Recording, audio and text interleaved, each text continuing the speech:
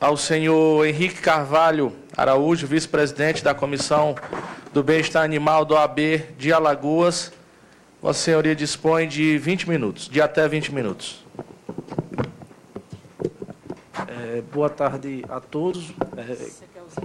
Não, pode ser. Obrigado, Raquel. Boa tarde a todos. Eu gostaria de saudar a classe vaqueira em nome de Socorro Miranda, uma vaqueira lá da Bahia que compete e competiu desde a década de 70 e que representa muito para a vaquejada, porque foi criada e criou sua família, seus filhos, através do esporte, no esporte como competidora.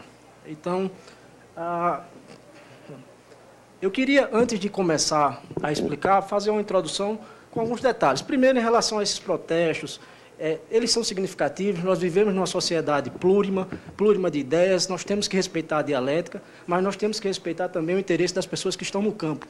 Quando se fala de um protesto que é feito eminentemente pela internet, através de redes sociais, é óbvio que quem está no campo, quem não tem acesso à internet, quem não maneja um celular, que são as pessoas que gostam da vaquejada, ele vai ter uma repercussão muito significativa de quem é da capital, de quem está nos Jardins Paulistas, em Copacabana, do seu computador, fazendo os protestos via redes sociais. Então, é muito interessante dizer que esses protestos eles não significam a vontade do Brasil.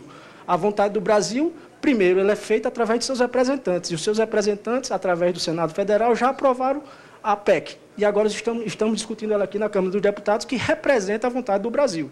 Não Instagram, não Facebook, nem muito menos protestos feitos pela internet. Em relação ao IPHAN, da mesma forma que o IPHAN questiona, diz que não deveria ser declarada vaquejada, os rodeios como patrimônio cultural, porque haveria necessidade de estudo, também haveria necessidade de estudo para dizer que não é. Então, já que ele não fez para dizer que não é, não pode dizer que fez para dizer que é. Então, não há que questionar isso. A vaquejada e os rodeios são, sim, patrimônio histórico, imaterial e cultural do Brasil, como foi declarado em lei. Eu trouxe um vídeo explicativo de 2 minutos, curto, porque muitas vezes a vaquejada ela é mistificada, muitas vezes ela é estigmatizada. E esse vídeo, com 2 minutos, ele pode auxiliar os senhores a ter um pouco de conhecimento. Vendo a vaquejada, nós não temos nada a esconder. Isso aí é uma vaquejada, é um vídeo independente de um programa que é rodado lá no Nordeste e que é uma vaquejada que aconteceu, acredito que no interior de Pernambuco. Por favor.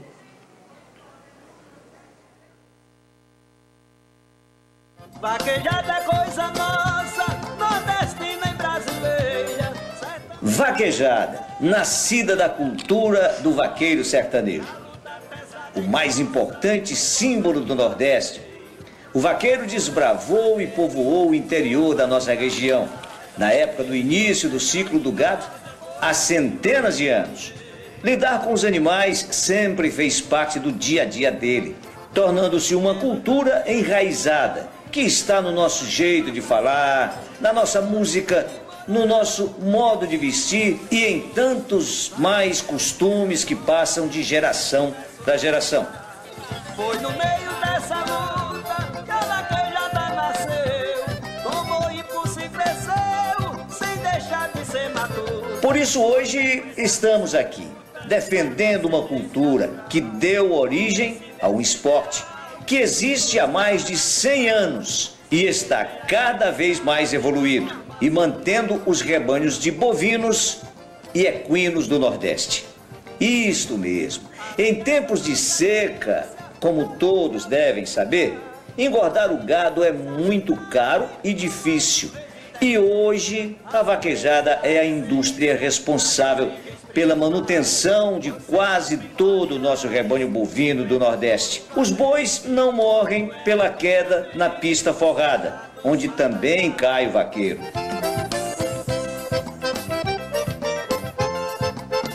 Mas podem morrer sim, morrer num período de seca como o nosso, onde os criadores não conseguem sustentar a alimentação cara de seus rebanhos.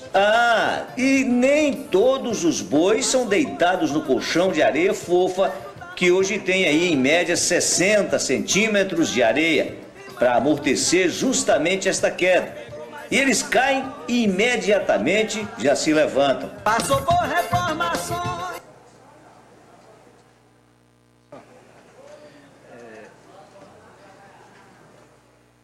Em relação a...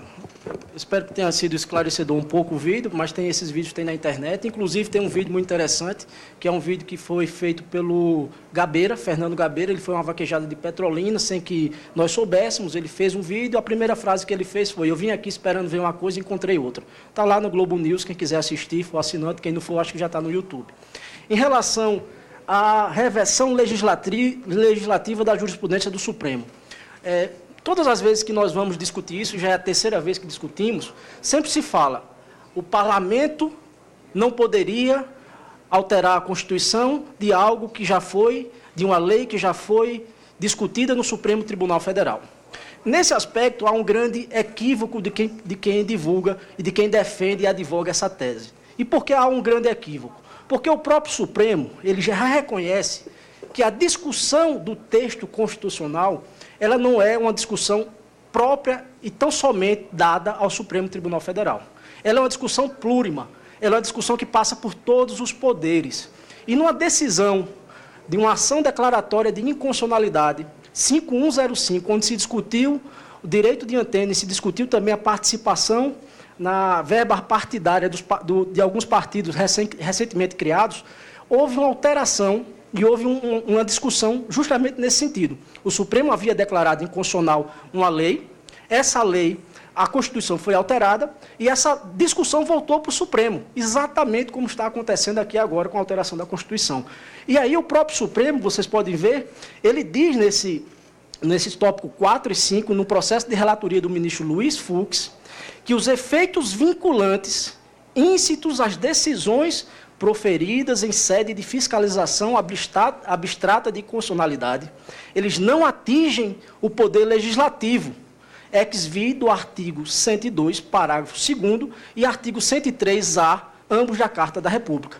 E conclui: consectariamente, a reversão legislativa da jurisprudência da Corte se revela legítima em linha de princípio, seja pela atuação do Constituinte reformador, Vossas Excelências, através de promulgação de emendas constitucionais, seja por inovação do legislador infraconstitucional, edição de leis ordinárias e leis complementares, circunstâncias que demandam providências distintas por parte deste Supremo Tribunal Federal, ministro Luiz Fux. Então, todas as vezes que Vossas Excelências ouvirem alguém dizer que não poderia esta Casa alterar a Constituição Federal de uma matéria que já foi discutida no Supremo, lembre-se do precedente da ação da ADI 5105, cuja relatoria foi do ministro Luiz Fux. Em relação a essa possibilidade da alteração da jurisprudência do Supremo através do Poder Legislativo, é interessante que isso pode acontecer nas situações em que há erro na premissa, uma premissa equivocada. No caso, ficou muito evidente, nós precisamos ter em mente que existe uma significativa diferença entre o que é parecer e o que é laudo. Parecer é uma opinião pessoal. O parecer é carregado de ideologia. Você traz para aquele texto ou o que o seu constituinte ou quem lhe contratou para proferir o parecer. E no caso do parecer mais amplamente divulgado contra a vaquejada, foi contratado por uma Federação Nacional de Proteção Ambiental que tem um ativismo contra a vaquejada. Então, ela não contrataria um parecer para que você fosse favorável à vaquejada. Então, um parecer direcionado a ser contra, e parecer é isso mesmo, não é nenhum demérito, não é nenhum desrespeito eu dizer que um parecer feito por um veterinário, um médico veterinário, que é contrário à vaquejada, não é nenhum demérito dizer que esse é um parecer carregado de ideologia contra a vaquejada. O que nós vimos aqui, muito evidentemente, foi um parecer e um laudo. O que nós apresentamos, o que foi apresentado pelo professor doutor Hélio Manso, foi um laudo médico veterinário. Um laudo que não foi baseado em fotos, em fotografia, nem numa análise visual da prática da vaquejada. Visual, pontual, ideologicamente direcionada. O que nós vimos foi análise de cortisol, análise de proteína CK. O que nós vimos foi um trabalho científico aprovado por Comissão de Ética de Universidades Federais. Isso que Vossas Excelências têm que levar em consideração. Porque Vossas Excelências têm que levar em consideração um laudo, não um parecer. Qualquer um pode fazer um parecer e dizer o que quiser no parecer. Não tem obrigação, compromisso com a verdade. Tem compromisso com suas convicções. Isso nós respeitamos. Só não se pode querer transformar suas convicções pessoais, ideologicamente montadas e criadas, em verdades absolutas para induzir ao comportamento de uma sociedade e dizer que essa sociedade tem que ser reflexo do que eu penso. O que eu penso pode ser o que foi formado em minha personalidade. Mas eu não posso querer impor isso para ninguém, inclusive para quem é contra a prática da vaquejada. Por isso que eu estou aqui, por isso que eu me disponho a vir aqui para mostrar que a realidade no que diz respeito à vaquejada não é o que está no parecer, mas o que está em laudos. É completamente diferente. Por favor. Em relação ao bem-estar animal, eu tive cuidado de pesquisar como é que se sabe se há bem-estar animal ou não. Existe algum critério, um critério que também é científico, uma base, uns parâmetros que foram analisados e publicados na ciência veterinária sobre como identificar se o animal está sendo bem atendido no que diz respeito ao bem-estar animal e à sua sanidade. São 5 critérios. Essas são as 5 liberdades do boi. A primeira seria a ausência de fome e sede. Os animais devem ter sempre à disposição água fresca e alimentação adequada. Pela foto, essa foto é uma foto que foi tirada por jornalistas independentes e foi durante uma vaquejada que aconteceu no interior de Pernambuco. Por favor. A segunda liberdade, que seria a liberdade do desconforto, espaço físico, e a terceira liberdade, que seria a liberdade para expressar seu comportamento natural, também se identifica nessa foto, nessa vaquejada que aconteceu no interior de Pernambuco, em Bezerros. Todo cientista, todo médico veterinário que tenha conhecimento sobre bovino, ele sabe que o boi só rumina, só deita, só come e só bebe água se ele estiver relaxado. O boi, quando ele está no estado de estresse, ele não deita, o boi não rumina, o boi não come e o boi não bebe água. Essa foto foi numa vaquejada. O boi não passa 3, 4 dias enclausurado, sofrendo e sendo maltratado. Isso aí é um curral de espera de uma vaquejada. Essa foto foi tirada por jornalistas independentes. Pessoas que foram lá com opiniões divergentes, jornalistas ligados ao movimento contrário à vaquejada, que tiveram a hombridade de ir fotografar e acompanhar o acontecimento de uma vaquejada. Por favor. A quarta liberdade, que seria a liberdade da dor, sofrimento, ferimentos e desconforto. Isso aí é muito, muito relevante a gente ter atenção com isso. As pessoas dizem que intrinsecamente, algumas pessoas dizem que intrinsecamente a vaquejada, tão somente pela queda, já causaria maus tratos e que não poderia se desvincular essa situação em relação à prática da vaquejada. Isso é o que as pessoas acham. As pessoas que não têm contato com o meio rural acham. Se você pegar uma pessoa que nasceu numa grande cidade, em um grande centro, tal qual São Paulo, por exemplo, que nunca viu um boi, que nunca viu um curral, a não ser pela TV, e levar uma foto, levar um vídeo de um boi caindo no colchão de areia, essa pessoa vai ter uma impressão de que há maus tratos, vai ter uma impressão de que houve lesão. E como é que você demonstra isso? Como é que você acaba com a impressão? Através de exames, através da ciência. Isso foi feito através dos exames de cortisol em rebanhos. A vaquejada que foi feita esses exames, para que não se diga que são exames produzidos unilateralmente, foi uma vaquejada que tinha sido proibida pela justiça, que depois foi autorizada desde que houvesse o acompanhamento de veterinários e perito judicial para que fossem realizados os exames. Então, esses exames foram feitos e realizados com base em uma determinação judicial e com o acompanhamento de um magistrado e do Ministério Público. Os exames, a conclusão dos exames de cortisol, proteína CK e raio-x da cauda foi justamente o contrário do que se diz em vários pareceres. Foi justamente o contrário do que se demonstra através de fotografia. Minha gente, aqui, como bem se diz e como é bem muito comum no ativismo, na defesa dos animais, a comparação entre os animais humanos e os não humanos. O animal humano, quando vai ao médico, o médico olha para ele e dá o diagnóstico, ou o médico olha para ele e diz, passa uma lista de exames para que ele volte, retorne e daí diagnostique. Então, por que o animal bovino está sendo diagnosticado através de pareceres, mediante apenas o critério visual, fotográfico? Por que não se dá o trabalho? Não quer acabar com a vaquejada? Se dá o trabalho, faz o exame de cortisol, faz o exame de proteína CK, leva um grupo independente. Ninguém tem medo disso. Porque nós estamos certos, nós estamos corretos. Se houvesse maus tratos, ninguém colocaria o seu nome em jogo, em uma vaquejada. Porque maus tratos, a lei de maus tratos é desde 2007, desculpa. Qualquer pessoa poderia ser condenada a mais de 10 anos se houvesse maus tratos com os animais, bastava que alguém quisesse. E até lá, desde 2007, até hoje, ninguém nunca foi condenado por isso. Por quê? Porque não consegue demonstrar que há maus tratos. Então, achismo é uma coisa, ciência é outra. Por favor. A última liberdade, que é a liberdade do medo e da angústia, aí a foto também numa vaquejada, os exames de cortisol que medem o nível de estresse, animal com medo não fica nessa posição, qualquer veterinário, qualquer médico veterinário, inclusive qualquer pessoa que lide com boi, no manejo de uma fazenda, sabe que os bois, quando estão com medo, não ficam nessa posição.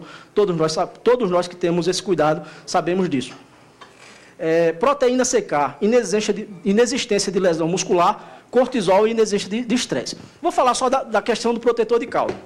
O protetor de cauda, ao contrário do que se diga que o teste foi feito tão somente num curral, puxando, esse protetor de cauda, ele durou um tempo para ser criado, depois ele durou um tempo para ser testado, depois durou alguns anos para ser patenteado.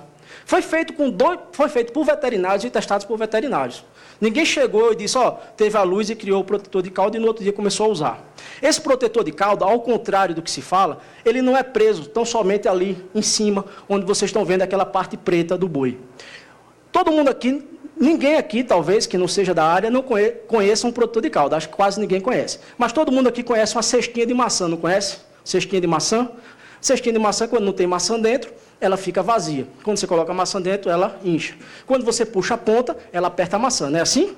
O protetor de cauda usa o mesmo princípio. Ele é só fixado em cima e quando há atração, ele distribui a força por toda a cauda. Então, ele não deixa e não permite que haja uma tração em um único ponto, distribuindo essa força. E depois, imediatamente, que o competidor solta o protetor de cauda, ele, assim como a cestinha de maçã, ele volta a folgar. É assim que funciona o princípio. O protetor de cauda tem à venda. Se quiser, a gente manda também, para que quem não conhece venha conhecer. E nesse aspecto, é muito importante dizer que a força que o competidor utiliza não é aquela força bruta, terrível que foi demonstrada. Eu tenho aqui no meu celular, não trouxe para mostrar, eu peço desculpa, eu posso mandar para os senhores. Eu tenho vídeos de competidor de 7, 8 anos de idade derrubando boi. Se fosse necessário uma força extraordinária, né, que causasse lesão, sofrimento, dor, uma criança de 8 anos de idade, se vocês quiserem, pode botar no YouTube, Erivan Júnior, 8 anos de idade, competidor de Alagoas, derruba boi. Como tem outros e outros. Mulheres, adolescentes, competem. Nós temos a categoria jovem nas competições de vaquejada. Se houvesse a necessidade de tanta força, de extraordinária força, evidentemente essas crianças não poderiam participar. Por favor. Em relação a essa história do Conselho Federal de Medicina Veterinária, eu queria explicar aos senhores, isso é muito relevante. Veja, os senhores, como são parlamentares, têm conhecimento, vocês sabem que um Conselho Federal, ele representa uma série de conselhos regionais. Na dinâmica associativa, na dinâmica federativa do Conselho, o Conselho Federal, ele é o órgão que congrega todos os conselhos regionais. Por quê? Porque hoje nós temos, professor Hélio, não são só mais 18, são 20 conselhos regionais de medicina veterinária são favoráveis à vaquejada, enquanto o Conselho Federal diz que a vaquejada não pode ser praticada, que ela é contrária aos princípios de bem-estar animal. Por quê? O Conselho Federal de Medicina Veterinária tem passado hoje por uma questão de legitimidade de sua representação. O Ministério Público Federal entrou com ação de intervenção do Conselho Federal de Medicina Veterinária porque o presidente está há mais de 20 anos sem fazer eleição.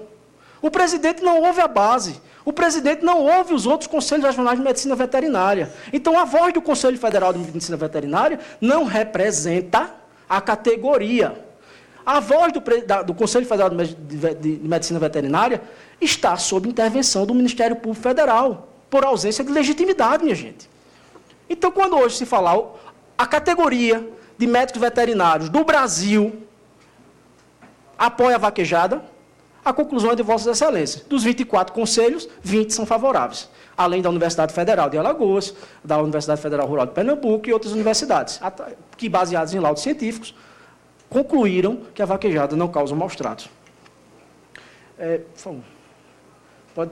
Agora, eu separei alguns slides sobre verdades e mentiras, e eu tenho 5 minutos, acho que é suficiente sobre a vaquejada. Primeiro, a vaquejada não tem regra, a vaquejada tem regra sim.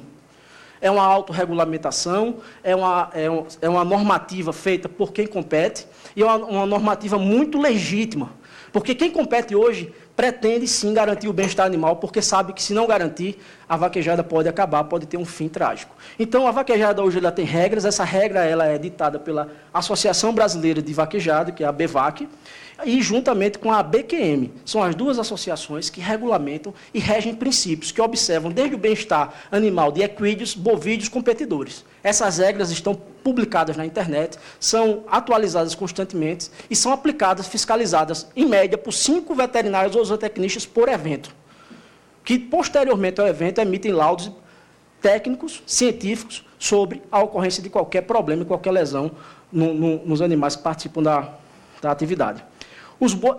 Outra mentira, os bois são enclausurados e açoitados. Não são. Os bois, eles são um patrimônio. Boi que compete em vaquejada, em média, você utiliza numa vaquejada, em média, 300 a 400 bois na vaquejada pequena. Ninguém vai pegar 400 bois a um custo de R$ 2.500 para maltratar, machucar, para que ele fique inutilizado. Eles são muito bem tratados, com água, comida e muito bem alojados, porque senão nenhum proprietário terá a insanidade de colocar ali mais de R$ 2 milhões em patrimônio para ser maltratado e prejudicado fisicamente. Então, isso é um absurdo quando se diz isso. É coisa de quem não conhece nem nunca foi na vaquejada. Uso de pimenta, isso aí foi difundido, uso de pimenta e choque elétrico nos bovídeos. São práticas recorrentes no manejo do curral. Não são, minha gente. Ninguém usa pimenta em boi para que ele se movimente. Ninguém usa choque elétrico para que os bois corram. Choque elétrico é uma arma. Basta pensar. O que é que um policial utiliza para paralisar uma pessoa com arma não letal? Choque. O que é que se precisa na vaquejada? Que o boi corra. Eu vou paralisar o boi? Se o boi paralisado, ele não serve para a vaquejada, não serve para o competidor, você tem direito a outro. Então, isso é mais uma mentira. Além disso, a própria ABVAC, em seu regulamento, ela dispõe, no seu item 37 da seção 7, que é proibido tocar no boi. O único local que o boi pode ser tocado é no protetor de cauda. Fora disso, o competidor é desclassificado. E aí você imagina colocar pimenta ou colocar choque. Não faz sentido. Por favor. Essa questão da derrubada do boi já configurar maus tratos, eu já deixei muito claro para vocês que existe uma grande diferença do que você vê e do que acontece. Você não pode querer diagnosticar uma pessoa, um animal, seja humano ou não, através apenas de um método visual. Não há possibilidade de se fazer isso. Nem com humano, imagine com boi. Você da arquibancada tirar uma foto e dizer aquele boi se machucou. Pode ser que aconteça? Pode. Quando for uma lesão, acontecer alguma lesão, que seja vistas a olhos nus. Mas lesões internas, diagnosticadas por uma foto tirada da arquibancada, não faz sentido, né, gente? Em relação a esse ponto, então aí, isso aí, como eu disse, fotos tiradas em vaquejadas, onde há alimentação, onde há espaço adequado e onde há o protetor de cauda. Por favor. Em relação ao cavalo, olha, o cavalo de vaquejada, eu vou falar, porque existe também, o cavalo sofre, o cavalo vive de caminhão em caminhão. Os caminhões utilizam protetores, o cavalo não se machuca. Vocês podem ver nessa foto que existe uma proteção na espora que é utilizada, os cavalos não sangram, não pode haver sangramento, os cavalos são um patrimônio, é uma relação tal qual qualquer pessoa tem com o seu cão doméstico, um proprietário de um cavalo é apaixonado pelo cavalo. Só não leva para... Isso, as esporas estão completamente adaptadas. Então, hoje, você tem um cavalo, você não leva para casa porque não cabe. Mas toda semana é viajando, é olhando a foto do cavalo, é comprando medicamento para o cavalo, é tratando bem o cavalo. O cavalo é um animal de estimação do competidor, do vaqueiro, do nordestino. Todo competidor de vaquejada é apaixonado por seu cavalo. Isso aqui eu não preciso defender para ninguém. É apaixonado, mas é muito apaixonado. É mais do que qualquer pessoa. Acho que eu nunca tive um cachorro para eu gostar mais do que da minha égua. Eu sou apaixonado pela minha égua. Então, pronto. E eu sei que todo competidor é assim, para o seu cavalo, para o seu égua, para o seu animal. O tratamento é com shampoo, o tratamento é com sabonete, o tratamento é o melhor possível, e tudo adequado. Veterinário, exame de raio-x, exame de sangue, enfim, o tratamento é o tratamento melhor possível que se pode dar a um animal. Por favor. Eu trouxe alguns dados relevantes em relação à prática da vaquejada, que isso também para o parlamento, para o nosso representante, é significativo. Esses dados que eu trouxe são dados do Ministério da Agricultura e Planejamento, do MAPA, são dados produzidos por nós. 5,8 bilhões de reais movimentados em esporte e lazer. 5,84 bilhões de reais é movimentado com esporte, com cavalos, com equídeos de esporte e lazer. Em relação a esse agronegócio, que o MAPA representa, e o MAPA fez o levantamento, a vaquejada representa 12,9%. 12,9% fora o mercado indiretamente que é envolvido. Então, é muito significativo que a vaquejada movimenta no Nordeste. No meu estado, que é Alagoas, ela emprega 11 mil pessoas. 11 mil pessoas. Agora eu vou dar um exemplo, por favor. Por favor. Em relação esse aqui são eu fiz esse slide para mostrar a quantidade de empregos. Pelo Ministério da Agricultura e Planejamento, o mercado equestre, ele emprega 125 mil pessoas. Desse mercado, 13%, que é 12,9%, corresponde à vaquejada. São 16 mil empregos. Nós estamos falando de 16 mil pessoas, com sua grande maioria no Nordeste, com sua grande maioria numa região inóspita. Exato. Que é também associado à vaquejada, exatamente. Quarto de milho e crioulo, desse 60% do esporte, esses números eu estou colocando ele de forma minimizada, mas ele é bem superior. Em relação aos empregos, são 16 mil empregos. E eu estou falando do sertão, onde as pessoas e os animais morrem de fome e sede. E de uma hora para outra, com base em um parecer, com um diagnóstico feito por fotografia, de cima de uma arquibancada, encomendado por uma ONG, que é ativista e contrária à vaquejada, não se pode tomar decisões com base nisso. Sinceramente, não se pode tomar decisões. Se quer ter uma ideia, procura um laudo. Procura um laudo. Laudo é diferente de parecer. Por favor. Em relação a um detalhe que outra vez aqui nós ouvimos, respeitamos, mas eu queria que as pessoas que fossem falar até contra da vaquejada procurassem conhecer o que é vaquejada. Um boi de vaquejada, ele não é destinado a vaquejada o resto da vida. Um boi de vaquejada, ele não é treinado para correr vaquejada. Pelo contrário, um boi de vaquejada só corre uma única vez na vida vaquejada. Todo nordestino que compete, que sabe o que é vaquejada, conhece o termo boi mobral. Boi mobral é o boi que nunca correu. A vaquejada que não utiliza um boi mobral, que se ela colocar um boi para competir, que já tenha competido, ninguém participa. Ela pega a fama de ruim. Ninguém vai mais. O boi que é utilizado em vaquejada, ele só corre uma única vez na vida, naquele final de semana. E são dois tipos de boi. O boi de classificação, que é um boi menor, compete e volta para o pasto para comer, porque não machuca, e um boi maior, que sai dali direto para o abate. E esses bois, eles não vivem treinando. Como foi dito, eles não vivem treinando. Eles correm uma única vez. Ele é pego no pasto e compete na vaquejada. Boi treinado, boi corre uma vez e não corre mais. Do rebanho nacional, nós temos hoje 215 milhões de bois no Brasil. Menos de 0,5%. Pela ordem, senhor presidente. Meu caro doutor Henrique, com todo respeito a Vossa Excelência, que tem um vasto conhecimento sobre o